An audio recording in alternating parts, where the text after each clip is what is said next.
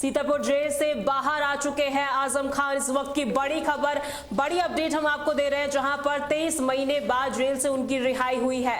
आजम को सभी 72 मामलों में रिहाई मिल चुकी है। सीतापुर जेल से बाहर आ चुके हैं आजम खान और अब रामपुर भी रवाना हो चुके हैं। ये बड़ी खबर, बड़ी अपडेट हम आपको दे रहे हैं, जहां पर सीतापुर जेल से बाहर आ चुके हैं आजम खान 27 महीने बाद। जी हां, 27 महीने बाद आज सीतापुर जेल से रिहा हुए हैं। सुप्रीम कोर्ट ने गुरुवार को उन्हें एक मामले में अंतरिम जमानत दे दी थी, जिसके बाद जेल से बाहर आने के बाद उनके बेटे अब्दुल्ला आजम और सैकड़ों समर्थक जो उनके हैं, उन्होंने जोरदार स्वागत किया है।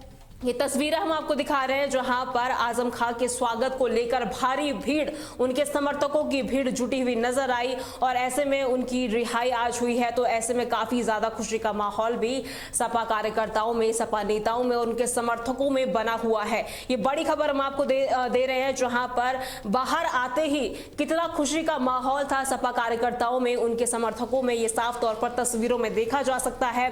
सीतापुर जेल से बाहर आ चुके हैं आजम खान और अब रामपुर के लिए रवाना भी हो चुके हैं। ये तस्वीर आप देख सकते हैं, जहां पर अपनी गाड़ी में बैठकर वो रामपुर के लिए रवाना हो गए हैं। उनका रामपुर में स्वागत भी किया जाएगा और ऐसे में समाजवादी पार्टी के कार्यकर्ताओं ने तैयारियां शुरू कर दी है। देखिए, 72 मामले में उन्हें रिहाई मिल चुकी है और ऐसे में तमाम आरोप भी उन पे लगे थे और अब 23 महीने बाद जो उनकी रिहाई हुई है, तो ऐसे में कहीं ना कहीं सपा कार्यकर्ताओं में, सपा समर्थकों में और उनकी जनता के लिए काफी खुशी का ये पल है। ये तस्वीर देख सकते हैं आप, इन तस्वीरों को देख के अंदाजा लगा सकते हैं कि कितने समर्थक उनके हैं और ऐसे में उनकी रिहाई को लेकर नजर टिकी हुई थी और ये बड़ी खबर सामने आ रही है, जहां पर आजम खान रिहा हो चुके हैं।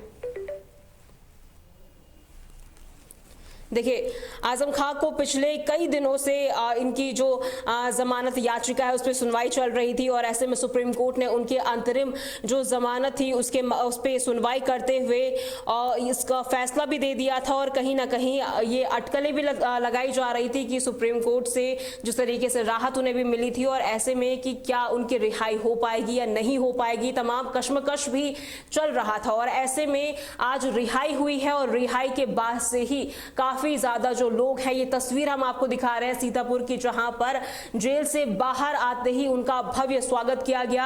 हालांकि वो रामपुर की ओर रवाना हो चुके हैं, लेकिन रामपुर में भी उनका भव्य स्वागत किया जाएगा और ऐसे में जो कार्यकर्ता हैं बड़ी संख्या में मौजूद भी रहेंगे। इस बीच अखिलेश यादव का भी बयान सामने आया है, जहां पर उन्होंने कहा है कि इससे आजम खान की रिहाई पर अखिलेश यादव ने भी बयान दिया है। उन्होंने कहा है कि आजम खान हमारी पार्टी के लिए एक ये खुशी का पल है। देखिए, अखिलेश यादव का ये बयान सामने आया है, जहां पर उन्होंने साफ तौर पर कहा है कि सपा पार्टी के लिए बेहद ही खुशी का पल है। हमें उम्मीद थी कि आजम खान को न्याय मिलेगा।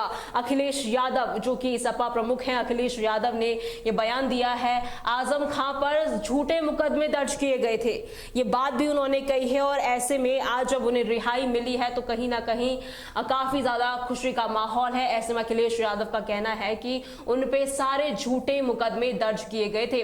पीडीए से बीजेपी घबरा चुकी है और ऐसे में अखिलेश यादव ने बीजेपी पर भी निशाना साधा है, बीजेपी को आड़े हाथों लिया है।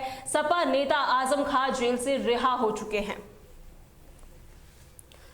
और इसी खबर पर ज्यादा जानकारी के लिए हमारे साथ एसएच सचान, जो कि राष्ट्रीय सचिव है सपा के, हमारे साथ जुड़ चुके हैं। सचान जी, पहले तो बहुत बहुत स्वागत है आपका तहलका डिजिटल में। देखिए, वापसी यहाँ पर हो चुकी है आजम खान की, किस तरीके का माहौल अभी बना हुआ है? धन्यवाद। आपने जो आजम खान का बात उठाया, देखिए सरकार पूरी तरीके से उनको बर्बाद करना चाहती थी। जो व्यक्ति इतनी बड़ी यूनिवर्सिटी बना रहा है जी, और उस यूनिवर्सिटी में गरीब छात्रों के लिए विशेष सुविधाएं हैं, तो मैं समझता हूं कि वहां की योगी सरकार रेवेंजफुल एटीट्यूड से ये कार्रवाई कर रही थी और कोर्ट ने इसी वजह से उनकी जमानत में उलझा हुए जी, और पूरी तरीके से सभी केस उनके झूठे हैं सरकार के और उनको एक तरीके से बिल्कुल फंसाया गया जी। मैं उस व्यक्ति को जानता हूं कि इतना सहृदय है, वो मतलब उसको सरकार कैसे, ये पूरे उत्तर प्रदेश में योगी सरकार ने एक विशेष समुदाय को बिल्कुल इस तरीके से करना चाह रही है कि वो हमारे नागरिक हैं सब इस देश के, एक विशेष समुदाय जिनकी वो आजकल के उनके पास, क्योंकि अब उनकी खुद गद्दी हिलने वाली है। अभी उन्होंने एक और कि अब कोई जाति सम्मेलन नहीं करेगा। जब वो जाति के आधार पर नियुक्तियां कर रहे हैं, वो अपनी बिरादरी के लोगों को वहां हर जिले में बैठा रहे हैं। तो मैं समझता हूं कि आजम खां को न्याय मिला और न्याय मिलेगा। जी। वो समाजवादी पार्टी पूरी तरीके से तन्मयता के साथ, हर तरीके से समाजवादी पार्टी आजम खान के साथ खड़ी है। जी सचान जी, देखिए अखिलेश यादव का भी बयान सामने आया है जहां पर उन्होंने कहा है कि सभी जो दावे थे झूठे थे, झूठे आरोप उन पे लगे थे। ऐसे में क्या कहेंगे आप? देखिए सब झूठे आरोप थे जी। आजम खां के जितने भी, चाहे जमीन वाले रहे हो चाहे और भी रहे हो, सब झूठे आरोप थे। और ये तो एक रेवेन्यू एटीट्यूड के वजह से जी। ये योगी सरकार ने किया और एक बहुत बड़ी साजिश रही है, उस साजिश के तहत किया गया। उनका तो ये भी कहना है कि पीडीए से घबरा गई है बीजेपी। नहीं, एक्चुअली वास्तविकता यह है कि बीजेपी, इसे आजम खां एक आज से समाजवादी नहीं है, वो हमारे पार्टी के फाउंडर मेंबर रहे हैं और उससे उनका बहुत बड़ा पार्टी में योगदान है और एक उनकी अलग पहचान है, इंटेलेक्चुअल हैं और पूरी तरीके से भारतीय जनता पार्टी, योगी सरकार और यहाँ तक कि मोदी उत्तर प्रदेश में ये सब घबराए हुए हैं। एक घबराहट का नतीजा है कि उनको तो किसी तरीके से इनको जेल में रखो और ये आगे पार्टी के लिए काम न कर सके। जी सचान जी, देखिए 23 महीने बाद उनकी रिहाई हुई है, तो ऐसे में सपा कोर्ट पर कितना भरोसा जता रही है? देखिए हम स्वागत करते हैं, हम तो जो कोर्ट पे एक उनको न्याय मिला है और आगे भी न्याय मिलेगा, वो सभी केसेस उनके परिवार के छूटेंगे और उनको आगे न्याय मिलेगा। कोर्ट पर हमें पूरा भरोसा है और कई मुद्दों पर इस तरीके का हम लोगों ने कोर्ट पर एक आसान्वित रहे हैं। कोर्ट अल्टीमेटली कोर्ट के निर्णय को हम मानते हैं और हम तो कोर्ट को बहुत बड़ा धन्यवाद देना चाहेंगे। कोर्ट कम से कम हमारी बात तो सुनी। जी जी जी, बहुत बहुत शुक्रिया एसएच सचान हमारे साथ जुड़ने के लिए। तो एसएच सचान जो राष्ट्रीय सचिव हैं सपा के, वो हमारे साथ जुड़े थे और उन्होंने बताया कि किस तरीके से अब जो आजम खां की रिहाई हुई है तो कितना ज़्यादा यहाँ पर जो उनके कार्यकर्ता हैं, उनके समर्थक हैं, खुश हैं, क्योंकि कहीं ना कहीं 23 महीने का ये अंतराल रहा था जहाँ पर उनकी रिहाई को लेकर तमाम बातचीत भी की जा रही थी कि किस तरीके से आजम खां रिहा होंगे और यहाँ पर जिस तरीके से मुकदमे भी उन पर दर्ज थे। और ऐसे में अखिलेश यादव जो कि सपा प्रमुख हैं, उन्होंने भी कहा है कि जो सारे जो आरोप थे झूठे थे और ऐसे में पीडीए से भी अब बीजेपी घबरा चुकी है, डर रही है। और इसी खबर पर ज्यादा जानकारी के लिए अजय सैनी हमारे साथ जुड़ चुके हैं। अजय सैनी जी, देखिए सुरक्षा व्यवस्था किस तरीके की रही है? देखिए सीतापुर में जैसे रिहाई उनकी हुई तो ऐसे में किस तरीके की सुरक्षा व्यवस्था वहां पर रही थी? सैनी जी जी,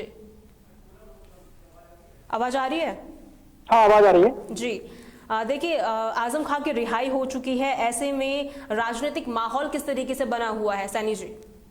हाँ विजयलक्ष्मी, मैं आपको बता दूं, आज सुबह 12 बजे आजम खां की रिहाई हो चुकी है और 23 महीने के बाद ये रिहाई हुई है आजम खां की। वही आजम खां के जो पुत्र हैं अब्दुल्ला आजम और बड़े पुत्र हैं उनके अदीब आजम, वो वहाँ पहुंच चुके हैं और स्पष्ट जो है उनकी रिहाई होने के बाद वो सीतापुर से निकल चुके हैं। विजयलक्ष्मी जी, देखिए ऐसे में जो उनके समर्थक हैं काफी ज्यादा खुश नजर होते हुए साफ तौर पर देखे जा सकते थे। सुरक्षा व्यवस्था किस तरीके से थी वहां पर, क्योंकि अब वो रामपुर रवाना हो चुके हैं, तो व्यवस्था किस तरीके से की गई थी? हाँ विजय लक्ष्मी, मैं आपको बता दूं कि जिला प्रशासन ने और शासन ने सीधे एक धारा 144 यहाँ सीतापुर में लगा दी थी, और जो भी गाड़ियां 10 से 15 से गाड़ियां जो भी ज्यादा आ रही हैं उनके चालान कर दिए जा रहे हैं, और उनके लिए एक जो है पार्किंग का स्थल बनाया गया था कि जितनी भी गाड़ियां आएंगी वहां पर खड़ी होंगी। वहीं मैं आपको बता दूं मुरादाबाद की सांसद रुचि मीरा भी वहां पहुंची थी 15 गाड़ियों के साथ, लेकिन कुछ गाड़ियों का उनके चालान कर दिया गया। और वहीं अगर देखा जाए तो इस पथ जो है धारा 144 वहां लगा दी गई है, और रामपुर में भी धारा 144 लगा दी गई, क्योंकि यहाँ से सीधे वो रामपुर जाएंगे। तो इस पर जो है उत्तर प्रदेश में समाजवादियों को लेकर खुशी का लहर है।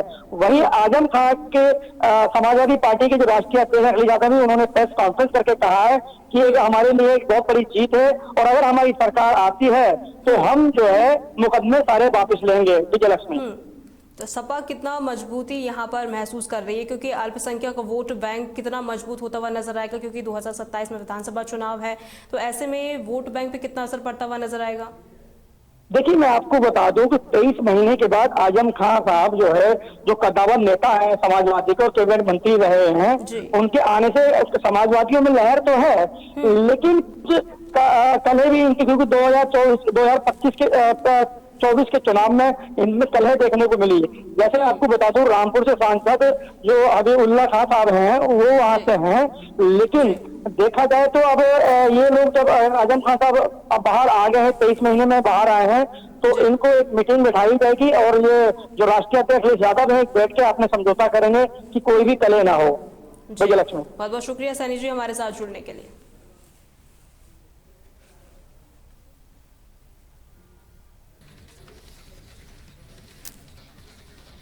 खबरों में आगे बढ़ते हैं, जहां उत्तर प्रदेश के उप मुख्यमंत्री ब्रजेश पाठक ने मंगलवार को गाजीपुर का 1 दिवसीय दौरा किया।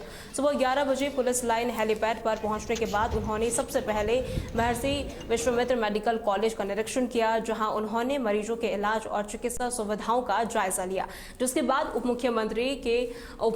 मुख्यमंत्री ने शास्त्री नगर वार्ड संख्या 6 में भी लाभार्थियों से सीधी बातचीत की।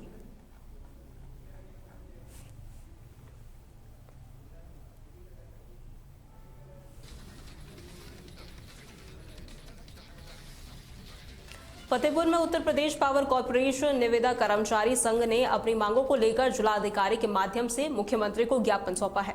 इस दौरान संघ के जिलाध्यक्ष अनिल कश्यप ने बताया कि पिछले 3 महीनों से 50 से 60 कर्मचारियों की आईडी बंद है, जिससे उनके परिवार आर्थिक तंगी का सामना कर रहे हैं। साथ ही उन्होंने मुख्यमंत्री और ऊर्जा मंत्री से इस मामले में हस्तक्षेप करने की मांग की है। जी, पिछले 3 माह से लगातार कर्मचारियों की जो है आईडी बंद चल रही है। इस संबंध में सारे कर्मचारियों घबरा रहे थे। अभी तक ये था कि हमारे विभागीय अधिकारी हमारे लिए प्रयास कर रहे हैं, मगर अभी तक हमारा विभागीय अधिकारी कोई प्रयास नहीं किया, जिससे कारण माननीय जिलाधिकारी महोदय के समक्ष हम लोग आकर अपनी आईडी खुलवाना चाह रहे हैं, जिससे हमारे कर्मचारी भाई जो हैं कम से कम 50 आदमी 60 आदमियों की आईडी बंद हुई है, जिससे वो पारिवारिक आर्थिक तंगी से बेचारे जूझ रहे हैं। तो मेरा एक सफल प्रयास है कि जो इन लोगों की आईडी खुलवाने के कार्य कर रहा हूँ। माननीय मुख्यमंत्री जी, माननीय ऊर्जा मंत्री जी, इस माध्यम को हमारे सुनते हुए आप लोगों से निवेदन है कि बिजली के संविदा कर्मचारी जान जोखिम में डालकर विभाग की सेवा कर रहे हैं। कृपया इनके ऊपर भी दया दृष्टि इनकी बनी रहा, जिसमें इनका लालन पालन हमेशा होता है। ये आईडी क्यों बंद की गई है? ये आईडी ये कि पता नहीं किस भेदभाव में अधिकारियों की मिली भगत से ना किसी तरीके से हम लोगों को जानकारी दी गई, ना सूचना दी गई। अचानक से ही आईडी बंद कर दी गई, अचानक से बता दिया गया कि आप लोग बाहर कर दिए गए हैं। कितने लोगों की आईडी बंद की गई है? ये कम से कम हमारे हिसाब से 70 आदमी हमारे जो बिजली संविदा कर्मचारी हैं, जो अनुभव कर्मचारी हैं, उनको हटाया गया है। कब बंद हुई थी आईडी? ये आप पिछले 3 महीने हो गए, 3 महीने से लगातार हम लोग अपनी आवाज़ को। वहीं जौनपुर में यूपी के कैबिनेट मंत्री संजय निषाद ने अधिकारियों के साथ समीक्षा बैठक की। इस दौरान उन्होंने कहा कि मोदी सरकार ने मत्स्य विभाग के विकास के लिए 6.5 साल में 41,000 करोड़ रुपए दिए हैं, जबकि पिछली सरकारों ने 67 सालों में सिर्फ 3,000 करोड़ दिए हैं। साथ ही उन्होंने कहा कि सरकार मछुआरों को बिना गारंटी के 3 लाख और गारंटी के साथ 5 लाख तक का किसान क्रेडिट कार्ड दे रही है। उन्होंने ये भी बताया कि सभी मछुआरों का रजिस्ट्रेशन कराया जा रहा है और हर महीने 4,500 की सहायता दी जाएगी। योजनाएं संचालित है भारत सरकार के। माननीय प्रधानमंत्री जी को धन्यवाद भी देना था कि उन्होंने इस मछुआ समुदाय के विकास के लिए पिछली सरकारों ने केवल 67 साल में 3,000 करोड़ रुपया दिया था और माननीय मोदी जी ने 41,500 करोड़ रुपया 6.5 साल में दिया। मत्स्य मंत्रालय अलग किया। इनके विकास के लिए प्रधानमंत्री मत्स्य संपदा योजना के माध्यम से बहुत लगभग 2 दर्जन परियोजनाएं ऐसी है जो उत्तर प्रदेश में संचालित है, जिसमें हम महिलाओं को सशक्तिकरण में 60% सब्सिडी देते हैं एससी को और बाकी सामान्य को 40%। ऐसे में यहाँ मिल है, हिजरी है और ढेर सारी परियोजनाएं हैं, उसको संतृप्त कर दिया। 2019, 20, 21, 22, 23, 24 तक जितनी परियोजनाएं लंबित थी वो सब संचालित हो गई है। आज आया कि उनकी ट्रेनिंग कराकर उनको बिना ट्रेनिंग जो कुछ होगा उनको इंस्पायर करिए, ट्रेन करिए, उनकी मार्केटिंग की व्यवस्था करिए, उन्हें हाईटेक करिए, हाईटेक करके जो उनको कुछ कराइए। पोखरे पट्टे यहाँ लगभग हो चुके हैं, 150 रह गए हैं और सुबह पोखरे के पट्टे जितने हैं उनको भी ट्रेंड कराया गया। पट्टे धारक है उनका बीमा कराया जा, सभी का बीमा है प्रधानमंत्री के द्वारा और उनको ACC देकर ACC लगभग हम 3 लाख रुपए बिना गारंटी के उस ACC के माध्यम से हम उनको 4% ब्याज पर साल भर के अंदर दे रहे हैं। उसके लिए मैंने बुलाया था अधिकारियों को कि ACC देने में जो बैंक। खबर आगरा से है, जहां पुलिस ने आगामी चुनाव से पहले एक अवैध हथियार फैक्ट्री का भंडाफोड़ किया है। इस छापेमारी में पुलिस ने 3 आरोपियों को गिरफ्तार किया है, जबकि एक फरार हो गया है। इस दौरान पुलिस ने मौके से 15 अवैध हथियार बनाने के उपकरण और नकदी भी बरामद की है। वहीं पूछताछ में पता चला कि ये गिरोह रघुवीर के नेतृत्व में काम कर रहा था और चुनाव के लिए हथियारों की भारी मात्रा में सप्लाई करता था। पिछले कई दिनों से हम लोगों को लगभग महीने भर से एक इनपुट मिल रहा था कि इस पूरे क्षेत्र में कई जगह पर लोग हथियार लेके चलते हैं और कई बार चेकिंग में भी उनके पास से हथियार बरामद होता था। इसी को लेके लगातार CP साहब की ओर से भी और DG मुख्यालय की ओर से भी लगातार स्पष्ट निर्देश थे कि बेसिकली जो भी लोग इस तरह के काम कर रहे हैं उनको गिरफ्तार करना है। इसी क्रम में SHO डॉकी और उनकी टीम लगातार इस पर काम कर रही थी और कुछ दिन पहले इनको एक इनपुट मिला कि एक गांव जिसका नाम नरकाकर है, वहां पर एक अबेंडेंड घर में एक तमंचे की फैक्ट्री चल रही है और उसी के क्रम में जब इनकी टीम ने पूरी प्लानिंग के साथ कई दिन के हार्डवर्क पे जब ये उस फैक्ट्री पे रेड मारी तो वहां से हम लोगों को 3 लोगों को हम लोगों ने। ग्राम पंचायत चुनाव से पहले आगरा पुलिस ने एक बड़ी कार्रवाई को अंजाम दिया है। दरअसल फतेहाबाद सर्किल के थाना डॉकी क्षेत्र में एक अवैध असलाह बनाने की फैक्ट्री संचालित थी। पुलिस को इसकी भनक मिली, शिकायतें मिली, जिसके बाद फतेहाबाद सर्किल की थाना डॉकी पुलिस ने इस फैक्ट्री के अंदर दबिश दी और मौके से फैक्ट्री से 3 आरोपियों को गिरफ्तार किया गया है। आरोपियों से जब पुलिस ने पूछताछ की तब खुलासा हुआ कि ये लोग आगरा में अवैध असलाह बनाकर धौलपुर, राजस्थान और मध्य प्रदेश जैसे बड़े प्रदेशों के अंदर सप्लाई। वहीं प्रतापगढ़ की प्रसिद्ध मां बहारी देवी धाम में शारदीय नवरात्रि के पहले दिन भक्तों की भारी भीड़ उमड़ पड़ी। इस दौरान धाम के मुख्य पुजारी ने बताया कि ये स्थान मुगल काल से ही आस्था का केंद्र रहा है। साथ ही उन्होंने बताया कि मुगल सैनिकों ने भी यहां हमला करने की कोशिश की थी, लेकिन भैरव बाबा की मूर्ति से रक्त निकलने के बाद वो यहां से भाग गए। बुजुर्गों से सुना है वो आप सबको बता रहा हूँ। माँ बाराही देवी के इस मूर्ति के बारे में तो किसी को कोई ज्ञान ही नहीं है कि कहाँ और कब किस समय की है। लगभग 2000 वर्ष पहले जब ये पूरा क्षेत्र जंगलों से ढका हुआ था तो यहाँ एक मैन बाबा कोई थे, गोस्वामी चंदन गिरी जी महाराज, जिन्होंने मंदिर के प्रांगण में ही प्राणायाम समाधि ली है। उनके 2 मुख्य शिष्य थे, मैना देवी और बाबा सांवल गिरी, और तीसरे एक सहायक उनके शिष्य थे बाबा गणपत गिरी जी। ये सब 108 वाले ही हैं और अब इसी में आएगा। और वो जो है बाबा जी यहाँ थे और ये मंदिर जो बना हुआ है वो मस्जिद टाइप का है, क्योंकि ये मुगल कालीन के पहले का था और मुगल युग में यहाँ मुगलों का आक्रमण था। जैसे काशी, अयोध्या और तमाम जगह पर मंदिर तोड़े जा रहे थे। उस टाइम पर कुछ मुगल सैनिकों ने इस पर भी धावा बोला और उन्होंने सबसे पहले भैरव बाबा के मुख्य बुजुर्गों से सुना है।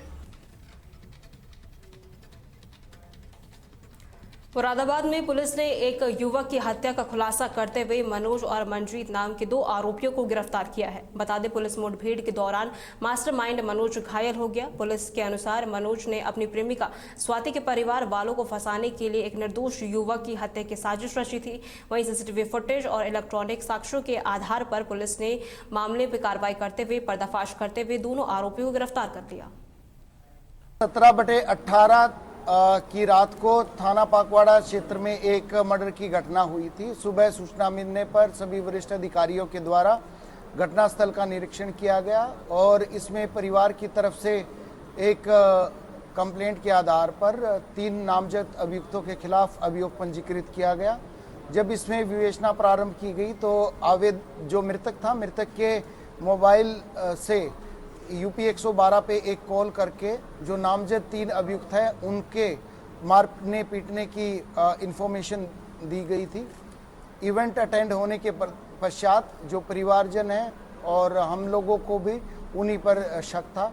इस क्रम में जब यूपी 112 से सारी डिटेल ली गई तो ये तथ्य प्रकाश में आए कि जो एक्यूज्ड हैं और उनको फंसाने के उद्देश्य से किसी तीसरे व्यक्ति के द्वारा आवाज़ बदल कर कॉल की गई है और इसमें एक्यूज जो नामजद अभियुक्त हैं उनके अलावा दूसरे लोगों की भूमिका है। जब गहनता से इसका वीडियो फुटेज खंगाले गए, साथ के साथ में CDR इलेक्ट्रॉनिक साक्ष्य जांचे गए और वहाँ का टावर डंप लिया गया और मैनुअल जानकारी प्राप्त की गई तो ये तथ्य प्रकाश में आए कि वहाँ पर बेसिकली एक मंजीत और वहीं बरेली में पुलिस ने एक विशेष अभियान में 2 मादक पदार्थ तस्करों को गिरफ्तार किया है। इस दौरान उनके पास से 60 लाख की कीमत की नशीली सामग्री जिसमें 900 ग्राम अफीम, 200 ग्राम स्मैक और 3.5 किलोग्राम कट पाउडर भी बरामद किया गया है। साथ ही इसके अलावा 2 वाहन और नकदी और साथ ही 5 मोबाइल फोन भी जब्त किए गए हैं। एसपी सिटी मानुष पारिक ने बताया कि 3 अन्य आरोपी मौके से फरार हो गए हैं जिनकी तलाश की जा रही है। पुलिस अधीक्षक जनपद बरेली द्वारा लगातार अवैध मादक पदार्थों के विरुद्ध अभियान चलाया जा रहा है और जितने लोग इस कार्य में संलिप्त हैं, जितने गिरोह हैं और ऐसे लोगों के विरुद्ध लगातार इस अभियान के अंतर्गत आज थाना बरादरी पुलिस ने बहुत ही अच्छा कार्य करते हुए भारी मात्रा में अवैध मादक पदार्थ बरामद करे हैं और इसमें 2 व्यक्तियों को न्यायिक हिरासत में गिरफ्तार करके भेजा जा रहा है। इनके मैं नाम पढ़ देता हूं। साजिद पुत्र लईक, निवासी मोहल्ला गढ़ी, कस्बा शीशगढ़। इसका हाल पता फाइक इनक्लेव थाना बरादरी है। इस पर यह मुकदमा मिला के टोटल 2 मुकदमे हैं। पहले जेल जा चुका है ये NDPS एक्ट में ही। इसके अतिरिक्त दूसरा व्यक्ति जो है उसका नाम है रेहान पुत्र नूर इस्लाम। यह जोखनपुर थाना बहेड़ी का रहने वाला है, जनपद बरेली का। इस पर कुल मिला के 3 मुकदमे हैं। इन दोनों के पास में से जो बरामदगी है वो इस प्रकार है: 900 ग्राम अफीम, 200 ग्राम अवैध स्मैक, 350 ग्राम कट पाउडर, 1 मोटरसाइकिल, 1 स्कूटी और बिक्री के 94,000 नगद रुपए और 5 मोबाइल फोन भिन्न भिन्न कंपनियों के इनके पास से बरामद हुए हैं। जो टोटल बरामदगी है इसकी जो मार्केट में वैल्यू है वो लगभग 60 लाख की है। ये इनसे बरामद हुआ। खबर अमरोहा से है, जहां गजरौला में सोमवार रात बेस्ट क्रॉप साइंस फैक्ट्री में जहरीली गैस लीक होने से हड़कंप मच गया। इस दौरान दिल्ली लखनऊ नेशनल हाईवे 9 पर धुआं छा गया, जिससे लोग दहशत में आ गए। जिसके बाद सूचना मिलते ही अपर जिलाधिकारी, उप जिलाधिकारी और पुलिस मौके पर पहुंचे। एसडीएम ने बताया कि स्थिति को नियंत्रित करने के लिए काम किया जा रहा है और साथ ही एनडीआरएफ की टीम भी मौके पर बुलाई गई है। और साथ ही उन्होंने ये भी कहा कि गैस लीक के कारणों की जाँच की जा रही है।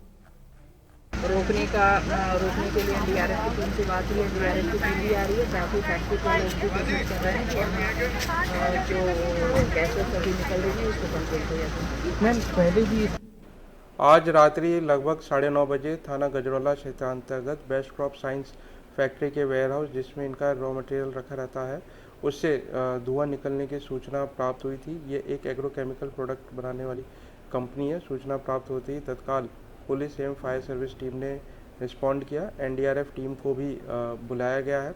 मौके पे कंपनी की सेफ्टी टीम द्वारा भी धुएं को कंट्रोल करने के लिए कार्य किया जा रहा है। ये जो धुआं है, इससे आइज़ में इरिटेशन और सांस लेने में दिक्कत हो सकती है।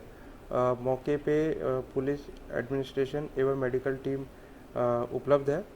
जिनको दिक्कत आ रही है उनको मूव आउट भी कराया जा रहा है। स्थिति कंट्रोल में है। इसमें कोई पैनिक करने की ज़रूरत नहीं है। मौके पे टीम लगातार कार्य कर रही है। जल्द ही स्थिति को पूर्ण रूप से सामान्य कर लिया जाएगा।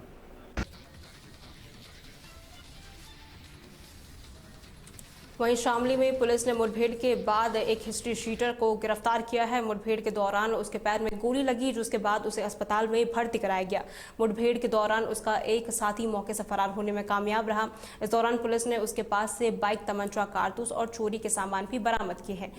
एएसपी संतोष कुमार सिंह ने बताया कि पकड़ा गया आरोपी एक कुख्यात अपराधी है, जिसके खिलाफ 18 मुकदमे दर्ज हैं। आज कादरगढ़ को जानकारी मिली थी कि कुछ बदमाश हैं, जो कल एक मुकदमा लिखा गया था। ये कादरगढ़ के बगल में मुल्लापुर गांव है। यहाँ पे एक मुकदमा लिखा गया था 326/25। चौकी इंचार्ज को जानकारी प्राप्त हुई कि जो उसमें जो मुलजिम प्रकाश में आए थे, उसमें ये हसनपुर लोहारी का जंगल है, घना जंगल है। इसमें अपने साथियों के साथ फिर कोई नई चोरी करने की फिराक में है। इस सूचना पे चौकी इंचार्ज और थाने की टीम के द्वारा जब इसकी घेराबंदी की गई तो इन्होंने इन लोगों के ऊपर फायर किया।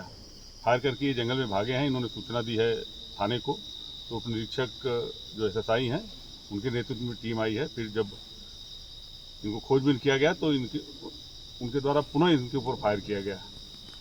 इन्होंने आत्मरक्षा जब फायर किया है तो उसको गोली लगी है, जिसका नाम है बाबर सनाफ अकबर। ये भैसानी इस्लामपुर का रहने वाला है। इसके ऊपर दर्जनों मुकदमे पहले से ही पंजीकृत हैं। ये थाने का हिस्ट्री शीटर भी है। और इसका एक साथी, आप देख रहे हैं घना जंगल है, फ़ायदा उठा के भाग गया है। हमारे जो थाना भवन क्षेत्राधिकारी हैं, इनकी पूरी टीम, तीनों थाने की टीम उनकी सर्च कर रही है। अभी तक नहीं मिला है, उसको शीघ्र पकड़ लिया जाएगा। अभियुक्त के कब्जे से जो सामान बरामद हुआ है, एक तो चोरी का सामान जो कल उसने चोरी करी थी, उसका सामान बरामद हुआ है। फिर बैग में चोरी करने के उपकरण भी बरामद हुए हैं। तमंचा है, 2 खोखा कारतूस है जो उसने पुलिस के ऊपर फायर किया था, 2 जिंदा कारतूस हैं। एक मोटरसाइकिल बरामद हुआ है।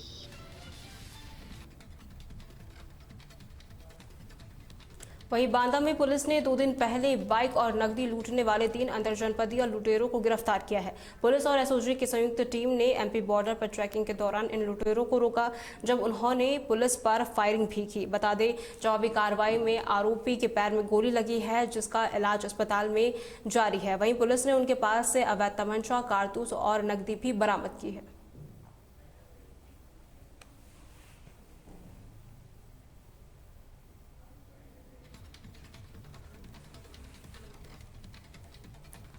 उत्तर प्रदेश की खबरों में फिलहाल के लिए इतना ही। खबरों के लिए बने रहें तहलका डिजिटल के साथ।